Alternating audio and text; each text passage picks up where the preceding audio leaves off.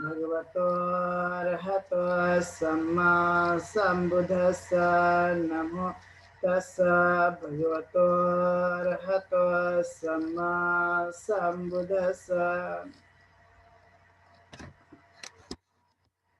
तो आज जैसे कि हम जानते कि 3 जनवरी है और 3 जनवरी के दिन सावित्रीबाई फुले का जन्म है। तो सर्वप्रथम सभी लोगों को सावित्रीबाई फुले जयंती की ढेर सारी मंगल कामनाएं, बधाई हो। चूँकि हम जानते हैं कि सावित्रीबाई फुले का जो कार्य है वो बहुत ही संघर्ष में व्यतीत हुआ और उन्होंने समाज के लिए अपना एक बड़ा योगदान दिया है, जैसा कि हम जानते ही हैं। और उनके जीवन से काफ़ी कुछ सीखने लायक है, समझने के योग्य है और कुछ करने के योग्य है। ऐसा एक आदर्श, ऐसी एक शिक्षिका जिसका नाम सावित्रीबाई फुले के नाम से हम जानते हैं। और प्रतिवर्ष 3 जनवरी को उनका बर्थडे यानी जन्म दिवस मनाया जाता है। सिर्फ भारत में नहीं, तो जहाँ जहाँ पर भी लोग उनको मानने वाले लोग रहते हैं, वे सभी जो है अपने स्तर से उनकी जयंती को मनाने की कोशिश करते हैं। और आज के समय में हमें ये समझने की ज़रूरत है कि क्या उनका जो योगदान है वो किस तरह से है और क्यों हमने उनकी जयंती मनाना चाहिए और क्या कार्य उनका रहा है, जो कि हम समझने की कोशिश करेंगे आज के इस व्याख्यान में। तो हम देखते हैं कि महाराष्ट्र के अंदर ही उनका जन्म हुआ 3 जनवरी 1831 को सतारा जिले के नाय गांव में एक किसान के घर में। उनके फादर का जो नाम है वो खंडोजी नेवसे पाटिल और माता का नाम लक्ष्मीबाई। इनकी यह संतान थी, यानी इनके पिता किसान थे, फार्मर थे और वे एक खेती करते थे और इसीलिए एक प्रकार से यह एक किसान की बेटी है, हम ऐसा कह सकते हैं। और फिर धीरे धीरे इन्होंने अपने कार्य को शुरू किया। जबकि ये जब ये 9 साल की हो गई तो इनकी शादी ज्योतिबा फुले से हो गई और ज्योतिबा फुले से होने के बाद में उनका जो कार्य है वो शिक्षा की तरफ में आगे बढ़ता है। इसलिए 1 जनवरी 1848 को उन्होंने पहली महिला पाठशाला उन्होंने ओपन की। अब यहाँ ये समझने योग्य बात है कि आखिर क्यों उन्होंने महिलाओं के लिए ही प्रथम पाठशाला की स्थापना की। चूँकि हम जानते हैं कि महिलाओं को पढ़ने का अधिकार नहीं था इस देश में। मनुस्मृति ने जो नियम बनाए थे उसके आधार पर हम देखते हैं तो यह महिलाओं को पढ़ने का कोई अधिकार नहीं था। और इसलिए सबसे पहले उन्होंने प्रथम पाठशाला की स्थापना की और वहाँ पर पढ़ने के लिए महिलाएं गई। और जाने के बाद हम देखते हैं कि उनके साथ में एक अच्छा सलूक नहीं किया गया, उनको पढ़ाने से रोका गया। लेकिन फिर भी वो पढ़ाने से वो कभी पीछे नहीं हटी और उन्होंने अपने पढ़ाने का जो कार्य है वो सदैव ही प्रारंभ रखा। इतनी हिम्मत वाली, इतनी साहसी, इतनी कर्मठ और इतनी कौशल्यपूर्ण एक व्यक्तित्व जो है वो हमें दिखाई देता है सावित्री के जीवन में। चूँकि बड़ी शक्तिशाली महिला होने की वजह से ही उन्होंने इस काम को, यदि वो शक्तिशाली या साहसी नहीं होती तो ये काफ़ी मुश्किल था। और इसलिए ज्योतिबा फुले ने उनको काफ़ी ट्रेन कर रखा था कि हमें शिक्षा के लिए कार्य करना है।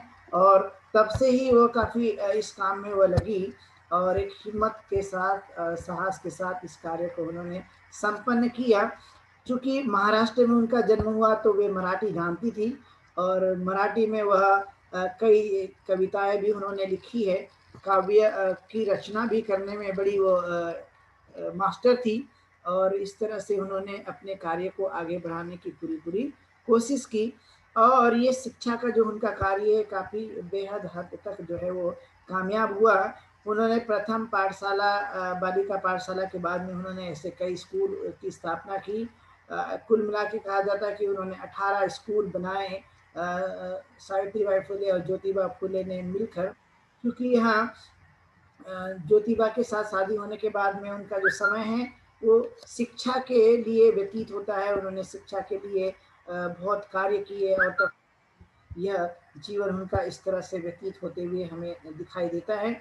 और यही एक उनका पूर्ण एक कार्य जो है सावित्रीबाई फुले के जीवन काल में दिखाई दिया।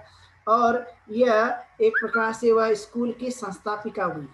यानी हम कह सकते हैं कि 1 जनवरी 1848 में जो उन्होंने स्कूल खोला था, वह इसकी एक स्वयं संस्थापिका थी और स्वयं ही वह एक प्रिंसिपल भी थी। और इस तरह से उन्होंने अपने इस कार्य को चलाने की कोशिश की और पहली यह एक महिला है जिन्होंने स्त्रियों को पढ़ाने के लिए स्कूल की स्थापना की थी। इसके पहले लोग अंग्रेजों के स्कूल में यानी क्रिश्चियन मिशनरी स्कूल में पढ़ने के लिए जाया करते थे, लेकिन महिलाओं को पढ़ने का अधिकार उसमें भी नहीं था, क्योंकि मनुस्मृति ने जो कानून बनाए उस कानून में ये बात लिखी गई थी, नारी शूद्रो शिक्षा नदीताम, यानी नारी और शूद्रों को शिक्षा नहीं देनी चाहिए, ये बात उसमें आई थी। और इसलिए फिर उन्होंने शिक्षा लेने के चाहे इच्छा क्यों ना हो, लेकिन फिर भी उसके बावजूद भी जो अधिकार से वंचित किया गया है, जो कानून बनाए गए हैं, जो नियम बनाए गए, उसके आधार पर सामाजिक जो कुछ भी बंधन थे उसका पालन उस काल में उनको करना पड़ता था। और इसलिए यह एक बड़ी बात थी और इसलिए इन्होंने समाज सुधार का एक बड़ा मुहिम जो है ज्योतिबा फुले और सावित्रीबाई फुले ने मिलकर एक परिवर्तन लाने का काम किया, सुधार लाने का काम किया, जो कि हम उनके इस आंदोलन से जान सकते हैं, समझ सकते हैं।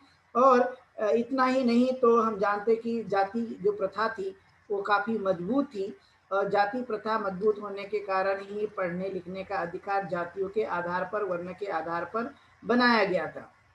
और ये बनाने के बाद से ही जो है वो चाहे इच्छा कितनी भी क्यों प्रबल ना हो, लेकिन फिर भी कहीं ना कहीं ये शिक्षा से वंचित करने का काम जो है वो किया जाता था। और इसलिए ये उन्होंने बड़ी बखूबी से समझा और समझकर जो है वह एक प्रकार से काम किया। इसलिए सावित्री के एक प्रकार से पति तो ज्योतिबा फुले थे ही थे, लेकिन साथ में एक संरक्षक थे, एक गुरु थे और साथ में समर्थक भी थे। यानी एक पत्नी की पति की जो भूमिका होती है उससे कई गुना आगे निकलकर ज्योतिबा फुले ने सावित्री को एक बड़ा काम करने के लिए तैयार किया था, जो हम उनके इस कार्य से समझ सकते हैं। और इसलिए उनका जो जीवन है एक मिशन की तरह ही बन गया। और ये होने के कारण ही उस काल में जो कुछ भी हम जानते हैं कि विधवा विवाह करना काफ़ी मुश्किल था, बाल विवाह प्रथाएं थी, लोग अशिक्षा को मानते थे, कर्मकांड था, अंधविश्वास था, नाना प्रकार की रूढ़ी परंपराएं अस्तित्व में उस काल में थी। और इसको भी उन्होंने पूरी तरह से हटाने का संकल्प लिया, छुआछूत को मिटाने का ये संकल्प लिया। और इसलिए हम जानते ही है कि उनके घर में जो कुआं था, सावित्रीबाई फुले और ज्योतिबा फुले के घर में, वो कुएं में जो पानी है वो सिर्फ जो है उनके जाति के लोग ही ले पाते थे, लेकिन बाद में कालांतर में जो है ये ज्योतिबा फुले और सावित्रीबाई फुले ने ओपन टू ऑल, मतलब सबके लिए खुला कर दिया। और वो उन्होंने कहा कि कोई भी व्यक्ति जो है ये पानी ले सकता है, पानी का इस्तेमाल कर सकता है। ये पूना में जहाँ उनका घर है वो अभी भी वहाँ पर है, उसको मैं स्वयं भी देख कर आया हूँ। तो हम समझ सकते हैं कि छुआछूत मिटाने का एक सबसे बड़ा एक तरीका जो है ज्योतिबा फुले ने अपनाया और लोगों को एक समानता के राह में लाने के लिए, क्योंकि हम इंसान हैं और इंसान ने इंसान जैसे व्यवहार करने की कोशिश करना चाहिए। और इसलिए उन्होंने इस कार्य को बड़ी बखूबी से करने की कोशिश की। और सबसे महत्वपूर्ण बात की महिलाओं की मुक्ति का जो मार्ग है उन्होंने अच्छी तरह से खोज निकाला। और इसलिए सावित्रीबाई फुले के जन्मदिन को नारी मुक्ति दिवस के रूप में भी मनाया जाता है और शिक्षा दिवस के रूप में भी मनाया जाता है, क्योंकि नारियों को जो अधिकार नहीं थे वो अधिकार सावित्रीबाई फुले ने ला कर दिए और महिलाओं को सबसे पढ़ाने का जो कुछ भी उन्होंने संकल्प लिया और उसमें उन्होंने कामयाबी भी हासिल की थी। और इसलिए यह एक प्रकार से बड़ी महत्वपूर्ण बात थी। लेकिन हम जानते हैं कि उस काल में ये करने की वजह से सामाजिक मुश्किलें भी बड़ी थी, क्योंकि सामाजिक जो प्रथा थी वो बड़ी मजबूत थी और उसको तोड़ पाना उस काल में बड़ा काम माना जाता था। और इसीलिए उन्होंने इस काम को समझते हुए उन्होंने ये काम करने की कोशिश की कि क्यों नहीं मैं भी इस प्रथा को तोड़। तो सामाजिक जो विषमता थी उसको उन्होंने तोड़ने की कोशिश की। और इसलिए जब वो पढ़ाने के लिए जाती थी तो जानते ही हम कि उनको गोबर और पत्थर कीचड़ या जो भी उनको अपमान कर सकते थे वो सभी करने की कोशिश करते थे। यानी हम कह सकते हैं कि गंदगी जो है वो सावित्रीबाई फुले के ऊपर डाल दी जाती थी। और इसीलिए यह एक महत्वपूर्ण बात है कि सावित्रीबाई फुले ने इसका भी मान सम्मान और अपमान जो कुछ भी है उसको उन्होंने सहन किया और सहन करके उस काम को पूरी तरह से कोशिश की। और कोशिश करने के बाद कामयाबी भी उन्होंने हासिल की है इस काम को करते हुए। और यही हमारे लिए एक बड़ा काम दिखाई देता है जो कि सावित्री ने अपने जीवन काल में करके दिखाया। कोई साधारण काम नहीं है कि एक ऐसी विषमता जिसने समाज में एक विभिन्नता लाने का काम किया, समाज में गैर बराबरी लाने का काम किया है, समाज को विखंडित करने का काम किया, समाज को अशिक्षित बनाने का काम किया है। उस सामाजिक व्यवस्था को यदि तोड़ने का प्रयास किया गया सावित्री के द्वारा, एक काफी बड़ा प्रयास था उस काल में जो उन्होंने करने की कोशिश की। लेकिन सामाजिक मुश्किलें भी काफी बड़ी थी उस काल में, क्योंकि जब शिक्षा का अधिकार नहीं था और शिक्षा देने का काम यदि कोई महिला उस काल में करती है, वो भी कि पेशवाओं की नगरी में, पूना एक पेशवाओं की नगरी है और उस पेशवाओं की नगरी में ही उन्होंने काम को यदि करने की कोशिश की तो एक बड़ा काम जो है उस काल में हमें दिखाई देता है। और इसीलिए ऐसे समय में उन्होंने सामाजिक जो कुछ भी व्यवस्था थी उस पर पूरा पूरा उन्होंने घात किया, आघात पहुंचाया और उस सामाजिक व्यवस्था को पूरी तरह से बदलने की पूरी कोशिश की। और करने के बाद में उन्होंने महिलाओं को आगे बढ़ाने के लिए, उनको शिक्षित करने के लिए प्रथम पाठशाला खोलकर एक बड़ा परिवर्तन का काम किया। इन्हें सामाजिक जो व्यवस्था थी उसको पूरी तरह से उसने बदलने की कोशिश की। और इसलिए जब ये देखा उन्होंने, उस समय के तत्कालीन ब्राह्मणों ने, हम पेशवा कह सकते उनको, कि पूना में रहने वाले जो पेशवा लोग थे, उन्होंने जब सावित्रीबाई फुले को ये देखा कि ये पढ़ाने का काम कर रही है तो उनको लगा कि इसको हम डरा सकते हैं, इसको डरा करके इनके स्कूल को बंद किया जा सकता है। और इसीलिए उस काल में उनको पूरी तरह से डराने की कोशिश की, अपमान करने की कोशिश की। लेकिन सावित्रीबाई फुले को ज्योतिबा ने ये बात समझा के रखा हुआ था कि ये सभी प्रकार की जो दिक्कतें हैं वो आ सकती है। और इसीलिए उन्होंने दिक्कत के सामना करने के लिए पहले से ही सावित्रीबाई फुले को ट्रेन किया था कि ऐसा संकट आ सकता है, ऐसी स्थिति निर्माण हो सकती है, ऐसे कुछ दिक्कत निर्माण हो सकती है। और इसलिए इस बात को ध्यान में रखते हुए उन्होंने कहा था कि चाहे कोई भी विकट परिस्थिति आ जाए लेकिन हम उससे निपटने के लिए तैयार हैं, हम उसे लड़ने के लिए तैयार है, लेकिन हमें शिक्षा को देना बहुत जरूरी है। और इसलिए उन्होंने इस काम को बड़े मुश्किलों के बाद भी उन्होंने स्कूल की स्थापना करके लोगों के लिए, स्पेशली महिलाओं को पढ़ने का काम कराया। और यही एक बड़ा काम हमें दिखाई देता है।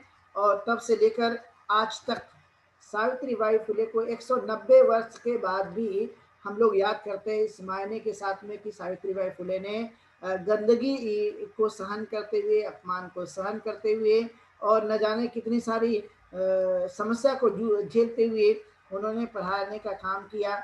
और इसलिए हम जानते हैं कि वो जब पढ़ाने के लिए जाती थी तो अपने साथ 2 ले जाने का काम करती थी कि यदि एक साड़ी गंदी हो गई तो गंदी होने के बाद में अच्छी वाली साड़ी का उपयोग करते हुए वह इस काम को कर सकती थी। इस तरह से उसने उपाय सोचा था। यानी हम समझ सकते हैं कि ये सावित्री कितनी इंटेलिजेंट थी, कितनी बुद्धिमान थी कि उन्होंने उसका तरकीब भी खोज निकाला था। तरकीब ये था कि यदि कोई गोबर या पत्थर कीचड़ मारता है, गंदगी फेंकता है तो उस में मुझे नहीं जाना है, बल्कि उसका उपाय भी मुझे सोचना चाहिए। और इसलिए वो अपने थैले में 2 साड़ी ले जाया करती थी और उसको जब वो गंदी हो जाती थी तो उसको निकाल करके सही, यानी जो अच्छी साड़ी है उसका इस्तेमाल भी करा करती थी। लेकिन पढ़ाने का काम में किसी भी प्रकार का उसने जो है पीछे नहीं हटी, उस काम को उन्होंने करने की पूरी तरह से कोशिश की। और यही एक बड़ा काम जो है हमें सावित्रीबाई फुले के जीवन से हमें दिखाई देता है। और यही एक बड़ा काम उन्होंने धीरे धीरे करना शुरू कर दिया। तो विभिन्न जातियों की शुरू, जब उन्होंने ये काम शुरू किया था तो विभिन्न जातियों की जो महिला है, 9 छात्रा उनके लिए विद्यालय के रूप में उन्होंने उसकी स्थापना की। यानी सर्वप्रथम 5 और 5 के बाद में 9 महिलाएं उनको मिली और उसी से उन्होंने अपना ये काम शुरू कर दिया और शुरू करने के बाद में वह सफल उसको विकसित भी किया, सिर्फ खोल कर ही रखा नहीं, तो अपितु उन्होंने जो है उस काम को पूरी तरह से करने की कोशिश भी की। और यही एक बड़ा कारण है। तो हम समझ सकते हैं कि पहली पाठशाला ओपन करने वाली सावित्रीबाई फुले, उस स्कूल की प्रिंसिपल, प्रथम प्रिंसिपल महिला के रूप में सावित्रीबाई फुले, और संस्थापिका के रूप में भी हम सावित्रीबाई फुले को ही जानते हैं। प्रथम बार इस तरह के किसी ने कोई प्रयास किया होगा आधुनिक भारत के लिए, तो वह सावित्रीबाई फुले और साथ में ज्योतिबा फुले, इन्हीं का नाम हम लोग जान सकते हैं कि इन्होंने सबसे पहले ये काम करने की कोशिश की आधुनिक जगत में, जो कि एक स्मरणीय के रूप में या एक इतिहास के रूप में हम इसको जान सकते हैं कि ये बड़ा काम किया है, जो कि बहुत ही मुश्किल है, लेकिन मुश्किल काम को भी उन्होंने पूरी तरह से आसान बनाने की कोशिश की और आसान बनाकर उन्हें जो है लोगों को शिक्षा देने का काम किया। और यही शिक्षा ने लोगों के जीवन में बदलाव लाया है, जो मैं हमेशा इस कोटेशन को कहते रहता हूँ, जो बहुत ही प्रसिद्ध है, जगजाहिर है, मशहूर है, कि जो ज्योतिबा फुले ने कहा था कि विद्या बिना मती गेली, मती बिना नीति गेली, नीति बिना गती गेली, गती बिना वित्त गेले, और वित्त बिना शूद्र खचले, एवढा मोठा अनर्थ एक विद्या न केले। कि जो हमारी बुद्धि का जो कुछ भी विनाश हुआ है या हमारी अधोगति हुई है, हम पिछड़े हुए हैं, उसका एकमात्र कारण है अविद्या। लेकिन जैसे ही हमें विद्या मिली, तो मैंने इसको देखा है कि विद्या से मति आई, मति से नीति आई, नीति से गति आई, और गति से वित्त आया, और वित्त से शूद्रों का विकास हुआ। इतना बड़ा परिवर्तन सिर्फ और सिर्फ विद्या के ही कारण संभव हो सका है। तो ये बात हमें वर्तमान में जानने की, समझने की कोशिश करना कि विद्या ने ही हमारे अपने जीवन में एक बड़ा परिवर्तन लाने का काम किया है। और इसलिए नॉलेज की कीमत जो है वो पूरे संसार भर में होती है, चाहे वो मनुष्य कहीं का भी हो, लेकिन नॉलेज है, ज्ञान है, तो उस नॉलेज के कारण या ज्ञान के कारण जो है वो अपने उस परम शिखर तक पहुंच सकता है, अपने आप के व्यक्तित्व का निर्माण कर सकता है, अपने आप का जो है वो पूर्ण रूप से विकास करने की तरफ में लेकर जाते हैं। और यही हमें आज के समय में करने की बहुत ज़रूरत होती है कि हम कैसे पढ़ पाएंगे, कैसे नॉलेज को ले पाएंगे। इसलिए ये एक मिशन जो है वो सावित्रीबाई फुले ने और ज्योतिबा फुले ने अपने समय काल में चलाया था, क्योंकि उन्होंने सही मर्म जाना था दुख का, और उस दुख को दूर करने के लिए पढ़ना बहुत जरूरी है, इसका पूरा पूरा उन्होंने समझ पैदा की। और उसी के आधार पर उन्होंने जो सामाजिक पाबंदी लगाई गई थी, क्योंकि हम जानते हैं कि वर्ण व्यवस्था थी, और वर्ण व्यवस्था के आधार पर पाबंदी थी, यानी कुछ को अधिकार दिए गए थे, कुछ को अधिकार नहीं दिए गए थे, लेकिन उस सामाजिक पाबंदियों को दूर करके ही सावित्रीबाई फुले ने उसका खुल्लम खुल्ला विरोध करते हुए, उसको पूरी तरह से न मानते हुए, वह पढ़ने का जो उन्होंने व्यवस्था की, यह एक प्रकार से हमारे लिए स्मरणीय है, और इसे हमें जानने और समझने की कोशिश करनी चाहिए। लेकिन उनके जीवन को इस दृष्टिकोण से हम जब देखें, तो हम जान सकते हैं कि उनका जीवन एक महान है, उनका कार्य एक महान है, उनने जो कुछ भी कार्य किए उसके आधार पर हम इस तरह से हम समझ सकते हैं। इसलिए भारत में ये चीज़ें देखी गई कि जब सावित्रीबाई फुले ने अपने कार्य को किया, तो कार्य को करने के बाद में उनका जो लाभ है वो आज भी मिलते हुए हमें दिखाई दे रहा है, क्योंकि यह कार्य सिर्फ उनके तक ही सीमित नहीं था, बल्कि उनका कार्य जो है पूरे संसार के उस मानवीय प्रवृत्ति को उत्थान के तरफ ले जाने वाला कार्य है। ये कोई साधारण कार्य नहीं है। और इसलिए इस कार्य को कैसे भली भांति हम जान सकते हैं, कैसे समझ सकते हैं, और आज के समय में कैसे उसे उतारा जा सकता है, इसे हमें समझना होगा। और इसलिए कालांतर में उनके कार्यों से प्रभावित होकर बहुत सारे लोगों ने शिक्षा के लिए कार्य किया, और शिक्षा के कार्य को हमें आगे बढ़ाते हुए दिखाई देते। इसलिए बाबा साहब अम्बेडकर ने भी ज्योतिबा फुले को अपना गुरु स्वीकार किया था, कि महात्मा फुले ने जो काम किया है ये बहुत ही श्रेष्ठ कार्य है, ऐसा कार्य कोई साधारण नहीं हो सकता। इसलिए ज्योतिबा फुले को बाबा साहब अम्बेडकर ने गुरु स्वीकार किया कि यह वह गुरु के योग्य है, और यह मेरे एक टीचर के समान है, और इसको मैंने अपने जीवन काल में समझने की कोशिश करना, और यही कार्य जो है वो बाबा साहब अम्बेडकर ने आगे चलकर किया।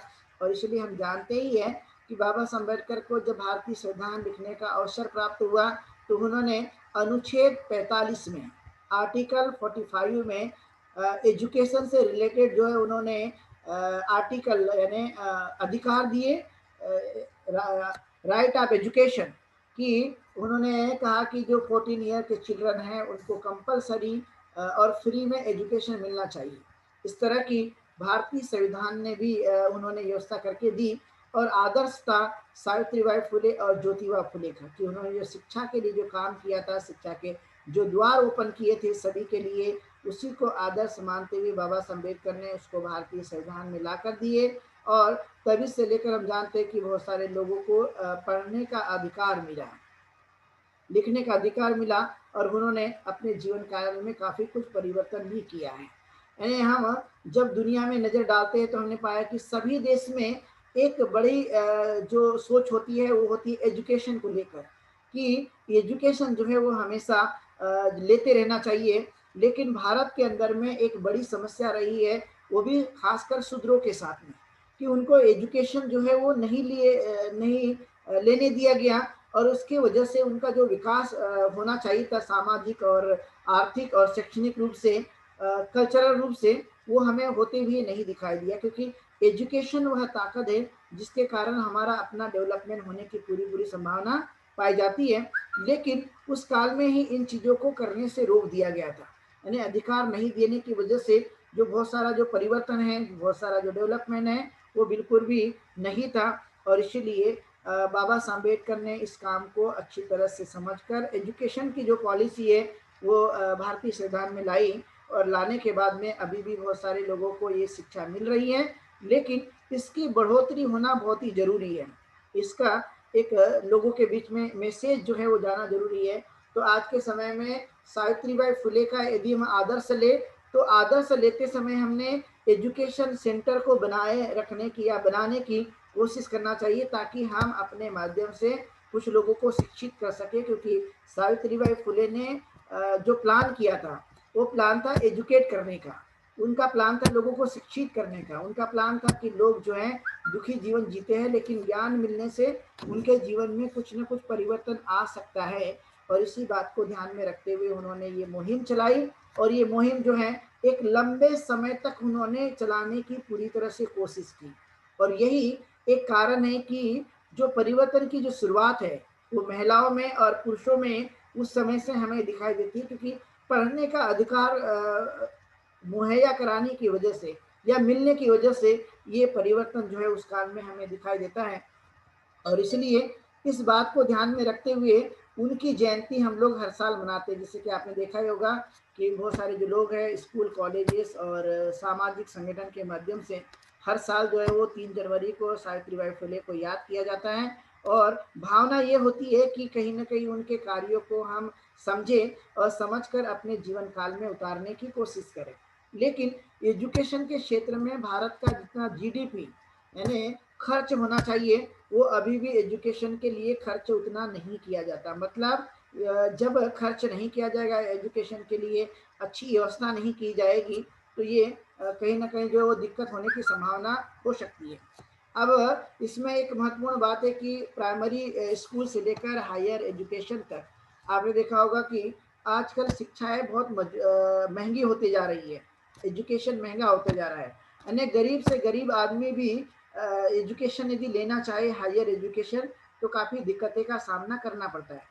और उतनी तेज़ी से ही आपने देखा हो कि जो कुछ भी सामग्री है स्कूल से रिलेटेड, चाहे वो पुस्तकें हो, चाहे नोट्स हो, या उससे जो भी पाठ्यक्रम की जो चीज़ें रहती है, मटेरियल होता है पढ़ाई से रिलेटेड, तो आपने देखा कि वो सस्ता नहीं है, वो भी दिनों दिन महंगा होते जा रहा है। तो ऐसे समय में गरीब लोगों की जो शिक्षा है, वो गरीब लोगों की शिक्षा जो है वो ज़्यादा दिखाई नहीं देती, इस बात को लेकर कि महंगी शिक्षा होगी तो गरीब आदमी जो है वो कैसे ले पाएगा।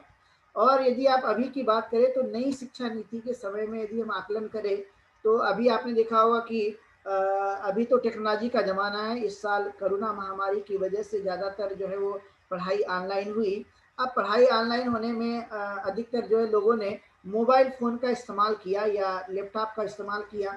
अब जिनके पास में इनकम ही एक साल में यदि 30,000 रुपए होगी, एक मजदूर आदमी है और उस मजदूर आदमी की मान लीजिए 30,000 रुपए जो है उसकी इनकम ही एनुअल है, वार्षिक 30,000 यदि उसकी वार्षिक आय होगी, तो क्या गरीब आदमी को लैपटॉप या मोबाइल फोन कैसे खरीद कर दे सकता है? वो जीविका चलाएगा या फिर अपने बच्चों को अच्छा एजुकेशन दे सकता है? तो ये बड़ी एक समस्या या चुनौती का सामना एक गरीब और मजदूर आदमी को, किसान आदमी को करने की संभावना हो सकती है।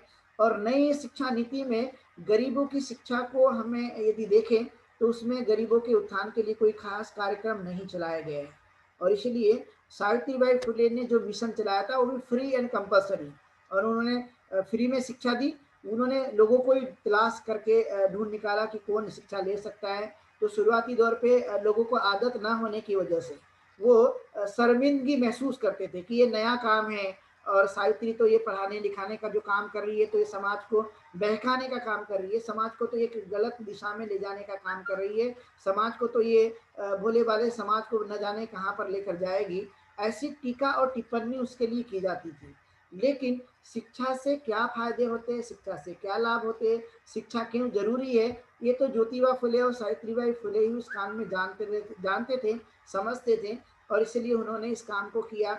और उसके बाद में हम देखते हैं तो बाबा साहब अम्बेडकर ने इसको भली भांति समझने की पूरी तरह से कोशिश की है कि उन्होंने कहा शिक्षा के बिना कोई भी उत्थान होना मुश्किल है। और इसलिए उन्होंने शिक्षा को शेरनी का दूध बता दिया कि शिक्षा जो है वो शेरनी के दूध के समान है, यानी जो पिएगा तो शेर जैसे गुर्राता है, शेर जैसे डरता नहीं है, वैसा इंसान हो सकता है। ये बात जो है उन्होंने कही थी।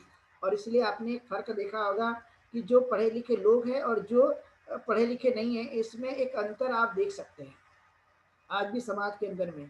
और दूसरी महत्वपूर्ण बात यह है कि जब ग्लोबलाइजेशन का ज़माना है, ये पूरी दुनिया जो है वो बदल रही है तेज़ी से, तो ग्लोबलाइजेशन के ज़माने में आपने ये देखा हो कि सभ्य समाज या सिविलाइज सोसाइटी जिसे हम कहते हैं, ऐसे समय में आपने देखा एजुकेशन का बहुत ज़्यादा महत्व है। आज कहीं भी सोसाइटी में हम जाते हैं तो जाने के बाद में ये ज़रूर पूछा जाता है कि पढ़ा लिखा कितना है, ये अपन उसकी पढ़ाई लिखाई कितनी हुई है। आज सोसाइटी में इसका एक बड़ा बेस बनते हुए नजर आ रहा है, सिर्फ भारत में नहीं अपितु पूरे संसार में। तो अमेरिका जैसे देश हम देखते तो वो बहुत वहाँ पर पढ़ने लिखने का जो कुछ भी अधिकार था वो बहुत पहले से वहाँ पर था, और इसीलिए लोगों ने जो है वहाँ के लोगों ने काफ़ी प्रोग्रेस किया है। यूरोप के कंट्री को हम देखते हैं तो यूरोप में भी जो है वो पढ़ाई लिखाई के लिए छूट रखी गई थी, मतलब सबके लिए अधिकार दिए गए थे। कुछ कुछ समस्या जो है वो रही थी वंश को लेकर या रंग भेद को लेकर, लेकिन जाति के कारण नहीं थी। लेकिन भारत में इस बात को देखा गया कि यहाँ पे जाति समस्या होने की वजह से पर्टिकुलर जाति को अधिकार नहीं दिया गया था पढ़ने लिखने का, और एक लंबा समय इतना बीतते गया। इसलिए जब समाज पढ़ा लिखा नहीं होगा तो देश की तरक्की में कहीं ना कहीं बाधा हो सकती है। और यही एक मूल कारण रहा है उस काल से लेकर अब तक का कि एक ऐसा वर्ग जो भारत में रहता है और वो पीछे है शिक्षा के क्षेत्र में, उसके पास में पर्याप्त ज्ञान नहीं है या एजुकेशन नहीं है, और इसीलिए कहीं ना कहीं वो समस्या होती हुई हमें नजर आती है। और इसी बात को ध्यान में देते हुए ये आज के समय में कि यूरोप की कंट्री जो है वो इतनी आगे क्यों गई, चाहे वो अमेरिका हो चाहे वह दूसरे और भी देश क्यों ना हो, वो आखिर क्यों इतने आगे बढ़ गया। तो इसका एक मूल कारण है शिक्षा की अच्छी व्यवस्था करना।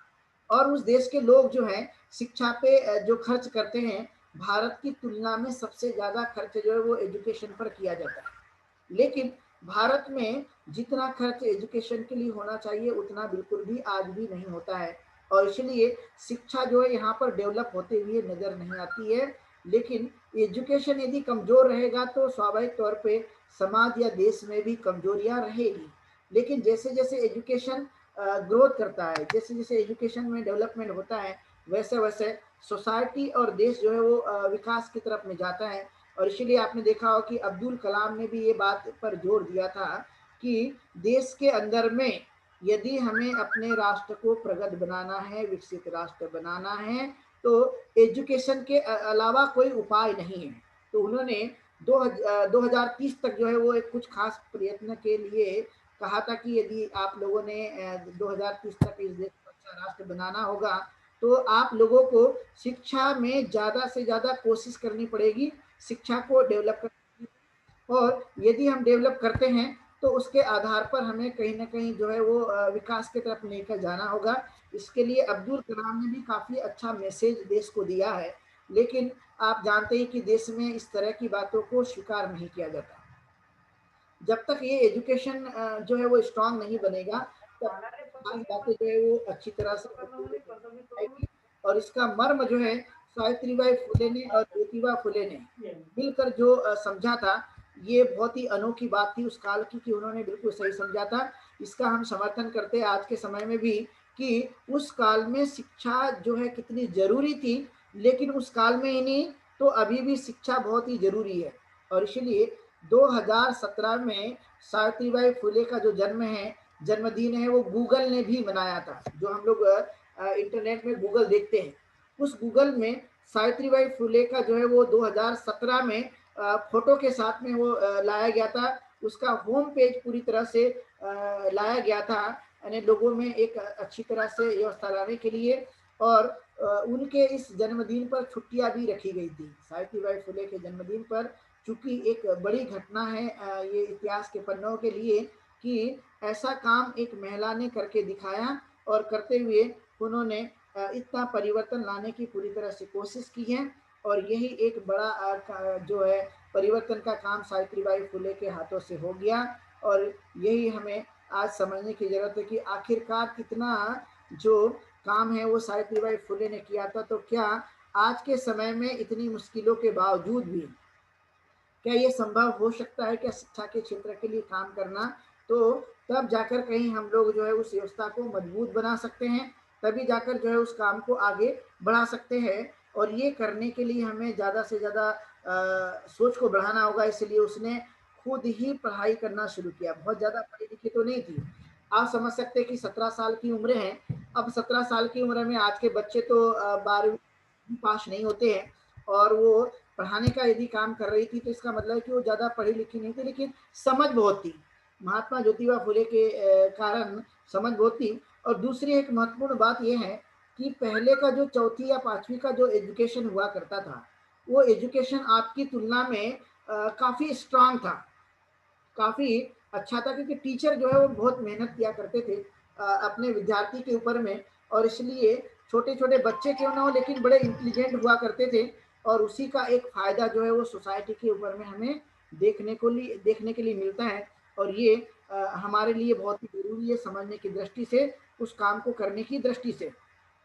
अब ये हो गया कि उसने इतना काम किया सावित्रीबाई फुले ने शिक्षा के लिए। उन्होंने बहुत सारे स्कूल महात्मा ज्योतिबा फुले के साथ मिलकर किया, छात्रावास का निर्माण किया, और उन्होंने पढ़ने लिखने की व्यवस्था की। तो फिर हम देखते हैं आगे चलकर कि 10 मार्च जो है 1897 को जो है वो उनकी मृत्यु हो जाती है। और मृत्यु भी वो जो है प्लेग की बीमारी के कारण हो जाती है, क्योंकि उस समय में प्लेग की बड़ी महामारी फैली थी। जैसे कि अभी हम देखते हैं कि आज के समय में कोरोना महामारी फैली हुई है बड़े पैमाने पर। उस समय भी ये बीमारी काफ़ी बड़े पैमाने पर फैली थी, और फैलने के बाद में वो इस महामारी के चपेट में आ गई। और चपेट में आने के कारण जो है उनकी मृत्यु हो जाती है, यानी मरीजों की सेवा करते करते।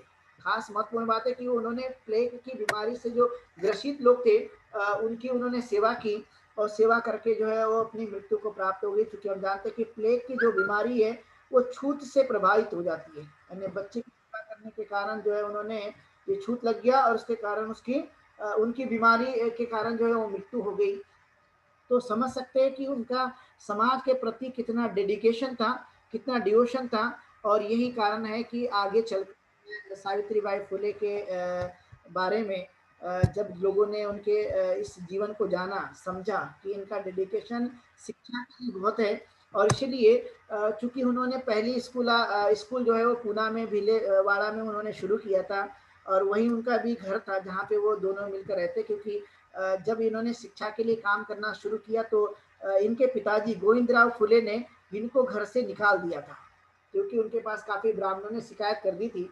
इस बात को लेकर कि ये आपका बेटा जो है वो गलत कार्य कर रहा है, क्योंकि जो आपका जो कार्य है खासकर ये पढ़ने लिखने का कार्य नहीं है, और इसलिए आपने इस काम को नहीं करना चाहिए। तो बहुत सारे ब्राह्मणों ने गोविंदराव फुले से शिकायत कर दी थी और कहा था कि बेटा पढ़ना लिखना तुम्हें नहीं चाहिए, इस काम में आपको नहीं जाना चाहिए। बहुत सारे लोग शिकायत करते हैं और वो विरोध भी प्रकट कर रहे हैं, तो यहाँ से छोड़कर जाना चाहिए। लेकिन उन्होंने कहा कि मैं इसकी परवाह नहीं करता, यदि आप मुझे घर से भी निकाल देते हैं तो मुझे ये मंजूर है, लेकिन मैं शिक्षा के लिए कार्य हमेशा करते रहूँगा। तो गोविंदराव फुले को ने निकालने के बाद में वो पूना में जब रह रहे थे, तो जिस घर में थे उस जगह उन्होंने जो है पूना के भीलवाड़ा में उन्होंने पहले स्कूल खोली थी और वहीं उन्होंने काफ़ी कुछ काम किया था।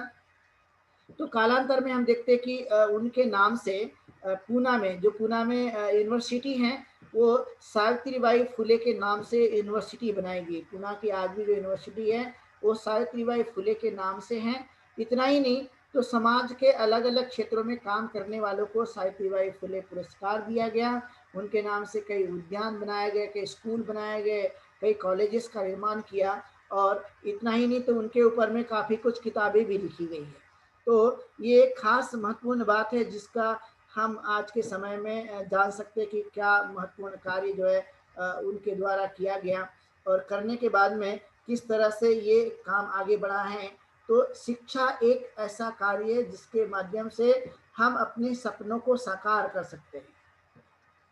यदि शिक्षा नहीं होगी तो काफ़ी मुश्किलें होती हैं, और इसलिए इस बातों को जानने की हमें कोशिश करना कि देश के अंदर में किस तरह से ये कार्य ज़रूरी है। लेकिन महात्मा ज्योतिबा फुले ने एक बड़ा अच्छा प्रशिक्षण सावित्रीबाई फुले को दिया और शिक्षा के लिए कार्य करने पर उन्होंने पूरी तरह से कोशिश करा कर दी। और यही एक बड़ा कारण हमें दिखाई देता है कि एजुकेशन से जो परिवर्तन है वो मानव के लिए एक बहुत बड़ा परिवर्तन के रूप में हम देख सकते हैं। और इसीलिए सावित्रीबाई फुले का जो कार्य है वो अनंत है, उसकी सीमाएं अनंत है, उसका कोई भी हम जोड़ नहीं है, ऐसा हम समझ सकते हैं। और इसीलिए हमने उनके कार्यों को इस तरह से बनाए रखने के लिए क्या आज हम एजुकेशन के लिए काम कर सकते हैं, क्या हम उस मिशन को और भी आगे बढ़ाने के लिए क्या एजुकेशन में काम किया जा सकता है, इस पर आज हमारी कोशिश होना चाहिए। क्योंकि एजुकेशन बहुत ही ज़रूरी होता है। इसलिए भारत में आज आप देखेंगे तो प्रति वर्ष जो है वो जितना एजुकेशन में लोगों की बढ़ोतरी होनी चाहिए। पूरे भारत के अंदर में 6 लाख गाँव हैं और 6 लाख गाँव में आप यदि शिक्षा का जो स्तर है वो देखेंगे तो पहले की तुलना में तो काफ़ी कुछ हद तक जो है वो आगे बढ़ा है। लेकिन फिर भी औसत के हिसाब से यदि हम देखें तो इसमें और भी हमें तेज़ी लाने की ज़रूरत है कि गाँव-गाँव में भी ये शिक्षाएँ जानी चाहिए। ये शिक्षा का प्रचार प्रसार होना ज़रूरी है और ये यदि होता है तो लोगों में अवेयरनेस आएगा, जिससे कि सावित्रीबाई फुले और ज्योतिबा फुले ने जिस बात पर ध्यान दिलाया कि सभी दुखों का कारण जो है वो अविद्या है।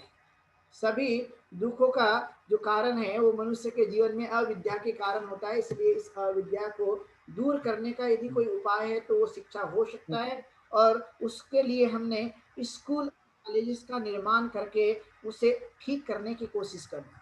बहुत बार ये डिस्कशन होते रहता है कि हम लोग तो जयंती मनाएंगे, लेकिन जयंती मनाने के बाद यदि उनके सपनों को साकार करना है तो साकार करने के लिए कहीं न कहीं हमने आज के समय में एजुकेशन के सिस्टम को मजबूत बनाना चाहिए।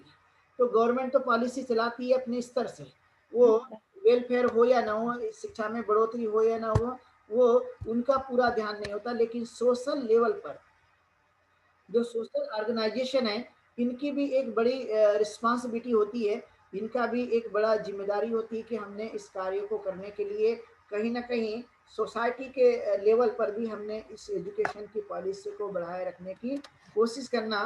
तो इसमें एक अहम बात हो सकती है कि हम एजुकेशन सेंटर निर्माण करें, हम लाइब्रेरी निर्माण करें, हम लोगों तक जो है ये मैसेज कन्वे करने की कोशिश करें।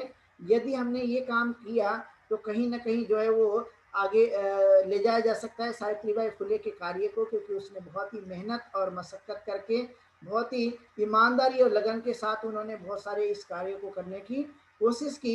लेकिन उस कार्य को यदि हम लोग नहीं आगे बढ़ा सकते तो हम उनके कार्यों के प्रति सजग नहीं हैं। उनके कार्य को आगे नहीं ले जा रहे हैं। इस बातों को हम गहराई से समझने की कोशिश करना, जो कि बहुत ही ज़रूरी है। और यही एक काम है कि सावित्रीबाई फुले बहुत ही साहसी थी, बहुत विदुषी महिला थी, और उन्होंने अपने जीवन काल में इस एजुकेशन को एक कामयाबी की तरफ ले जाने के लिए पेशवाओं की नगरी में जो कार्य किया, ये निश्चित ही महान है। क्योंकि पेशवाओं की जो ताकत थी उस काल में बड़ी खतरनाक थी कि एक तो सुबह लोग को निकलने नहीं देते थे, एक तो गले में वह हंडी बांध कर रखा करते थे, कमर में झाड़ू बांध कर रखा करते थे, और सारे अधिकारों से उन्होंने वंचित कर रखा हुआ था। लेकिन ऐसी परिस्थिति में भी इस तरह का सोचना, इस तरह के कार्य को करना और कार्य को करते हुए उसे सफल बनाना, ये सबसे बड़ी बात हमें दिखाई देती है। क्योंकि कार्य को करना तो है ही है, लेकिन किसी कार्य को सफल बना देना, ये सबसे बड़ा महान कार्य होता है। और जो कि सावित्रीबाई फुले और ज्योतिबा फुले ने अपने कार्य को तो किया ही किया, लेकिन कार्य को करते करते उन्होंने उस कार्य को सफलता के तरफ में भी लेकर गए, सफल बनाया। और इसीलिए सबसे प्रथम पाठशाला ओपन करने का काम, प्रथम शिक्षिका होने का गौरव, और प्रथम प्रिंसिपल होने का गौरव, और प्रथम संस्थापिका होने का गौरव किसी को यदि प्राप्त है आधुनिक जगत में, तो वह है सावित्रीबाई फुले को, जिन्होंने ये काम करके अपने जीवन काल में पूरी तरह से दिखाने की कोशिश की और समाज परिवर्तन का एक बड़ा जो बीड़ा है उन्होंने उठाया था। और इसलिए महात्मा ज्योतिबा फुले ने सत्य शोधक समाज की स्थापना भी की थी। साथ में उन्होंने बहुत सारी किताबें लिखी, बहुत सारी कविताएं लिखी है। उन्होंने गुलामगिरी जैसी किताब को भी ज्योतिबा फुले ने लिखा, और उसमें उन्होंने बहुत सारी गुलामी का वर्णन किया है कि जो मनुष्य को ये बात बताई गई कि मनुष्य जो है वो ब्रह्मा के मुख से पैदा हुआ, भुजा से हुआ, पेट से हुआ, पैर से हुआ, ये सब जो बातें उसमें उन्होंने लाया, और ये बताने की आम जनता को उन्होंने कोशिश की, खासकर पिछड़ी जाति के लोगों को उन्होंने समझाने की कोशिश की कि ऐसा कुछ भी संभव नहीं हो सकता है, और कोई भी देव जो है किसी भी सृष्टि का निर्माता नहीं हो सकता है, और सृष्टि को चला भी नहीं सकता है। ईश्वर के इसमें कोई रोल नहीं है। ये बात भी बताने का जो हिम्मत था, वो सिर्फ और सिर्फ जो है वो ज्योतिबा फुले के पास ही था। और उन्होंने उस काल की जो कुछ भी स्थिति थी, जो कि एलिजाबेथ के द्वारा जो कुछ भी दूत भारत में भेजे गए थे, क्योंकि हम जानते कि उनके समय में अंग्रेजों का शासन काल था, और अंग्रेजों के शासन काल में जो कुछ भी पॉलिसी इंग्लैंड से भारत के लिए चलाई जाती थी, उस समय उन्होंने भारत की वास्तविक दशा को प्रस्तुत करने का जो कुछ भी बयान है, वो ज्योतिबा फुले के द्वारा अंग्रेजों के सामने रखा गया था। और उन्होंने उनको बताने की पूरी तरह से कोशिश की थी कि भारत को यदि देखना हो या भारत को समझना हो, तो आप लोग मेरे जैसे लोगों को देखिए। भारत की तस्वीर जो है उसको आपको देखने के लिए और कहीं देखना नहीं होगा। मेरा जैसा भारत है, मतलब मैं जैसे किसान हूँ, मैं एक साधारण व्यक्ति हूँ, भारत की स्थिति भी ऐसी ही है। और यदि आप कुछ देश के लिए करना चाहते हो, तो आप लोगों को हमारे जैसे लोगों के लिए करना चाहिए, ऐसे लोगों के लिए कदम उठाना चाहिए। और यही एक बात जो है वो ज्योतिबा फुले के अंदर में देखी गई, और उन्होंने एक बड़ा साहस का जो है वो काम किया था उस काल में बताने का, और भारत की वास्तविक दिशा को उन्होंने अंग्रेजों के सामने प्रस्तुत करने की कोशिश भी की थी। और यही बातों को हमें ध्यान में देने के लिए ये सोचना चाहिए कि क्या इस तरह की गतिविधियों को ध्यान में रखते हुए ऐसा कोई हिम्मत करता है। तो आपने देखा कि आज के समय में भी बहुत सारे लोग इस तरह से कोशिश नहीं करते, और उन्होंने महाराष्ट्र में इस तरह से काम करके आगे बढ़ाने की कोशिश की है। और वे हमेशा शिक्षा के समर्थक रहे, क्योंकि हम जानते हैं कि कुप्रथाएं उस काल में भी जिंदी थी, अंधविश्वास था, कर्मकांड था, पुनः विवाह करने का अधिकार महिलाओं के लिए नहीं था, यानी विधवा विवाह नहीं कर सकती थी, तो उसके लिए भी उन्होंने प्रयत्न किए। बाल विवाह और भ्रूण हत्या जैसे अनेक प्रकार की जो समस्या उस काल में हुआ करती थी, उसको दूर करने का भी उन्होंने पूरी तरह से प्रयास किया।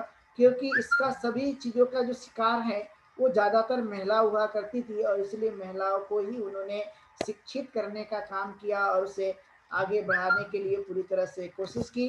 और उन्होंने ये मैसेज कन्वे किया कि चाहे स्त्री हो या पुरुष हो, दोनों ही समान हैं, दोनों में भी किसी भी प्रकार का कोई भेदभाव नहीं है।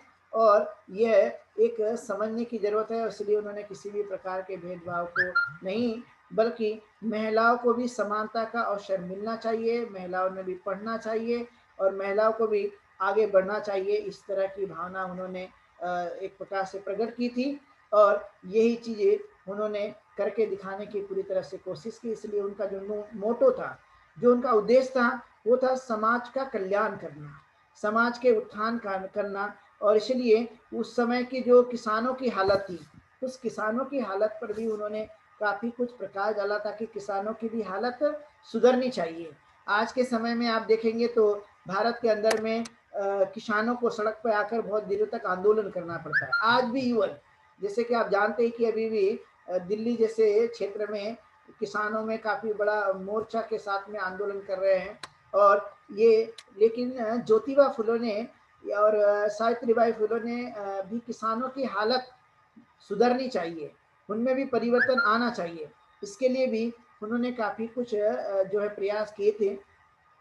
और उनका एक मानना था कि किसान का बेटा सिर्फ किसान ही नहीं, बल्कि उसने शिक्षा भी लेना चाहिए, क्योंकि भारत में एक ऐसी अवस्था थी कि जो भी आदमी है वो अपने परंपरागत ढंग से किए जाने वाले कार्य को भी वो हमेशा करते रहे। लेकिन इनका कहना था कि इतना ही नहीं, तो किसान के बेटे ने भी पढ़ाई करनी चाहिए, उसने भी आगे बढ़ना चाहिए, उसने भी अपनी हालत को ठीक करना चाहिए एजुकेशन के माध्यम से और हायर एजुकेशन लेकर कहीं ना कहीं ये चीज़ जो है वो बढ़ाए रखने की कोशिश करनी चाहिए, जो कि बहुत ही ज़रूरी है। तो इस बात को उन्होंने ध्यान में दिया और ध्यान में देकर जो है उन्होंने इस कार्य को आगे बढ़ाने की पूरी तरह से कोशिश की है, जो कि एक बड़ा काम उन्होंने अपने जीवन काल में करने के लिए प्रयत्नशील रहे। और उन्होंने कहा कि जरूरी नहीं है कि कोई ब्राह्मण ही किसी का विवाह करा सके, कोई कोई जरूरी नहीं कि वही जो है विधि बता सके। ऐसा उन्होंने कहा कि कोई भी यदि योग्य आदमी है वो इस तरह के पुरोहित कार्य को कर सकता है, क्योंकि हम जानते हैं कि भारत में पुरोहित जो वर्ग हैं वो सदैव ही उनको सामाजिक मान्यता के आधार पर पुरोहित होने का आरक्षण मिला हुआ है। लेकिन इस सामाजिक आरक्षण का यदि किसी ने सबसे पहले ब्राह्मणी पुरोहित वर्ग का आरक्षण का यदि किसी ने विरोध किया था तो वो थे ज्योतिबा फुले, जिन्होंने कहा था कि ऐसा बिल्कुल भी नहीं होना चाहिए, बल्कि जो योग्य है, जो पढ़ना लिखना जानता है, जो समझता है, वो भी पुरोहित का काम कर सकता है। तो ये बड़ी बात थी ज्योतिबा फुले के द्वारा कही गई कि सिर्फ जो है वो ब्राह्मण ही नहीं, अपितु कोई भी पढ़ा लिखा आदमी कर सकता है। और उन्होंने बाल विवाह का भी विरोध किया था। वो बड़े विरोधी थे बाल विवाह के, क्योंकि उस काल में बाल विवाह हो जाते थे। लेकिन ज्योतिबा फुले और सावित्रीबाई फुले की भी शादी जो है वो बाल विवाह के रूप में देखी गई, लेकिन उन्होंने इसको अच्छा नहीं समझा और इसलिए उन्होंने इसका विरोध किया था और विरोध करके उस पर लोगों का प्रचार प्रसार करने की कोशिश भी कराई थी। और ऐसा ही नहीं, तो ऐसी कई चीज़ें हैं जो उन्होंने करके दिया। तो जैसे कि एग्रीकल्चर एक्ट भी जो है उनके द्वारा बनाया गया था और उनके संघर्ष के कारण ही ये बिल भी पास हुआ था।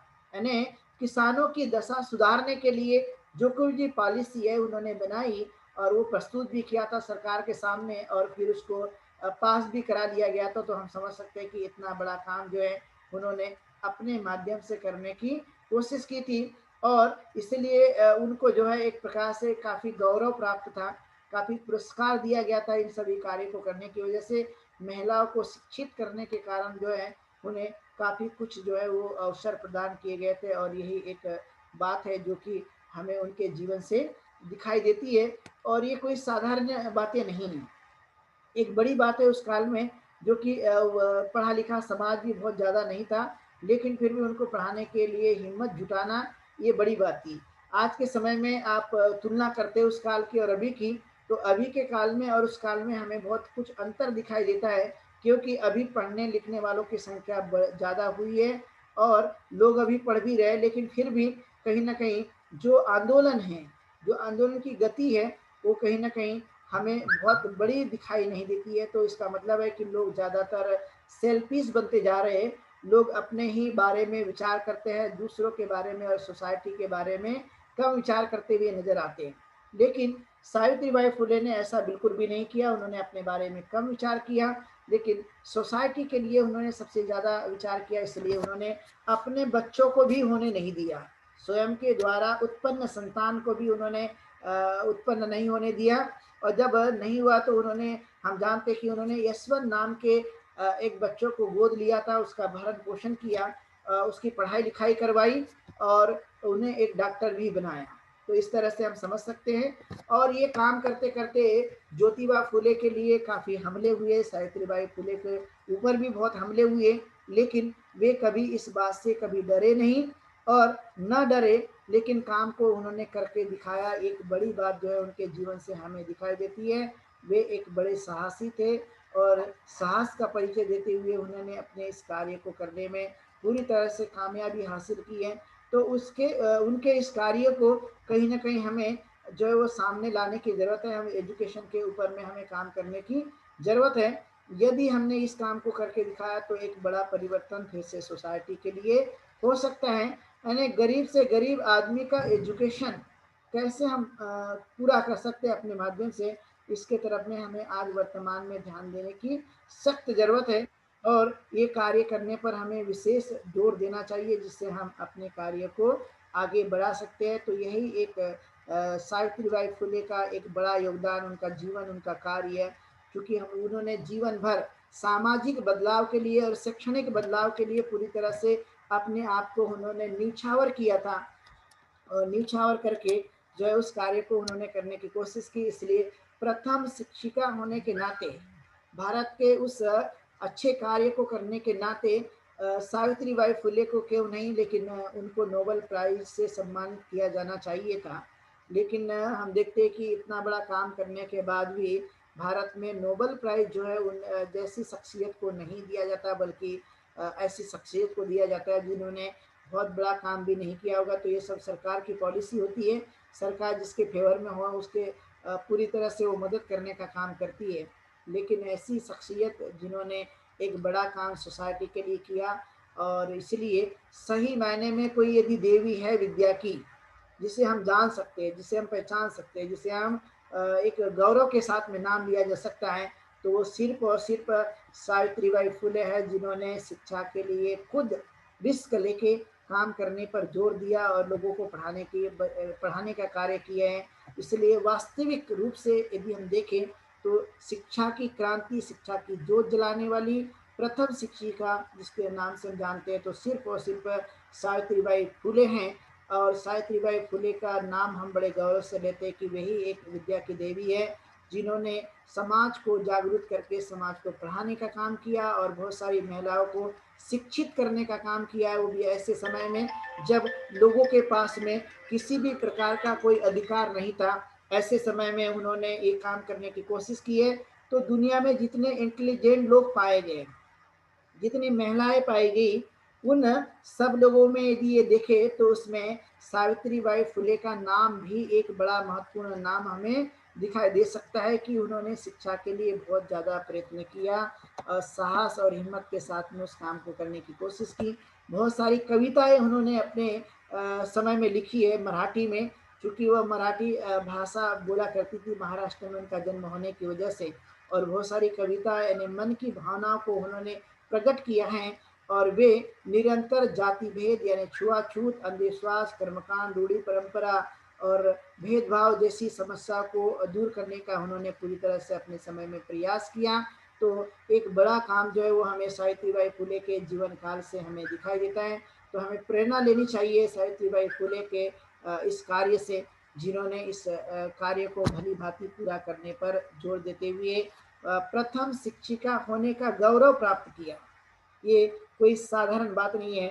और इसलिए हम जानते हैं कि अभी जो है ये कौन बनेगा करोड़पति, अमिताभ बच्चन की तरफ से भी ऐसे सवाल पूछे गए हैं कि भारत की प्रथम शिक्षिका कौन, यानी करोड़पति में कौन बनेगा करोड़पति में भी उनके जीवन से संबंधित प्रश्न पूछे गए। तो हम जानते ही हैं कि कोई नहीं, सिर्फ और सिर्फ सावित्रीबाई फुले है 21वीं सदी की कोई कहने वाली गौरवशाली महिला के रूप में। यदि आज के समय में कहें तो उस काल की 17वीं सदी की यदि कोई महिला एक बड़ी प्रतिभाशाली है, गौरवशाली यदि कोई हमें दिखाई दे तो हम समझ सकते हैं कि 17वीं और 18वीं सदी में, इवन आज तक भी 21वीं सदी के आते आते यदि किसी का बड़े रूप में यदि नाम लिया जा सकता है तो वो सिर्फ और सिर्फ सावित्रीबाई फुले हैं, जिन्होंने इस मिशन को कामयाब बनाया, एजुकेशन को लोगों तक पहुंचाया और पहुंचा करके लोगों को शिक्षित करने का काम किया। आज यदि महिलाएं यदि ऑफिस में जा सकती है,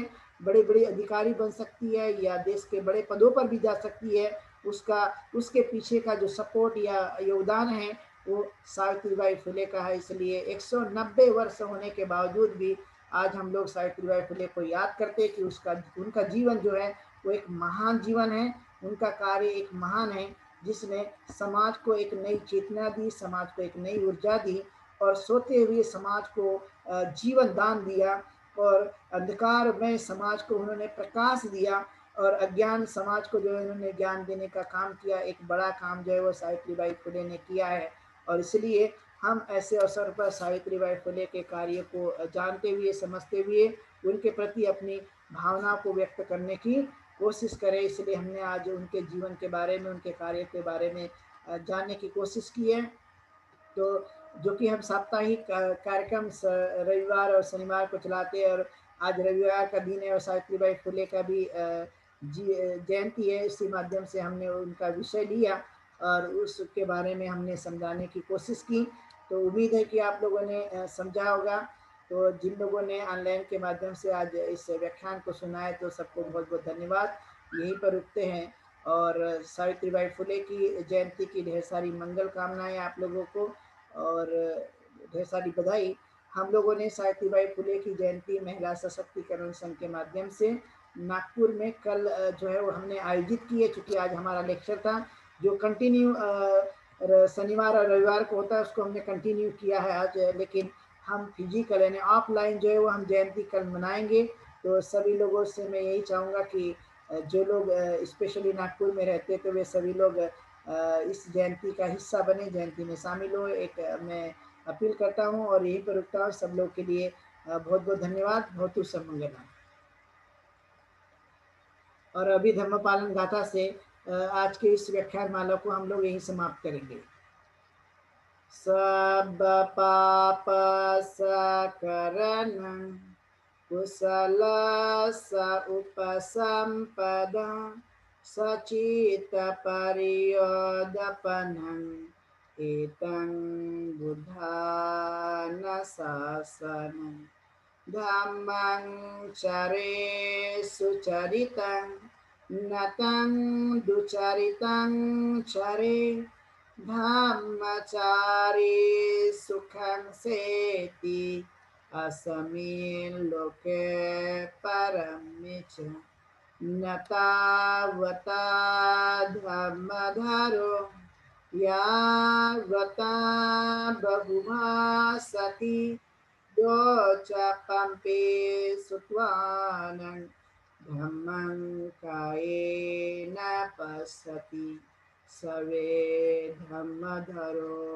होति यो धम्मं न पमज्जति नाति में शरणं गय्यं बुद्ध में शरणं वरं एतेन सच्चवचेन होतु ते जयमङ्गलम् नाति में शरणं गय्यं धम्मो में शरणं वरं एतेन सच्चवचेन होतु ते जयमङ्गलम् नाति में शरणं गय्यं धम्मो में शरणं वरं एतेन सच्चवचेन होतु ते जयमङ्गलम् नाति में शरणं गय्यं संघो में शरणं वरं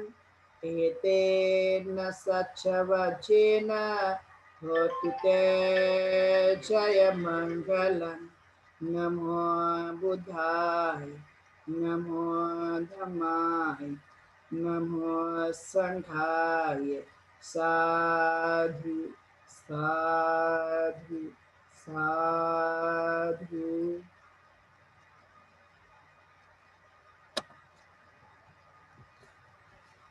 वंदा में बनते जी।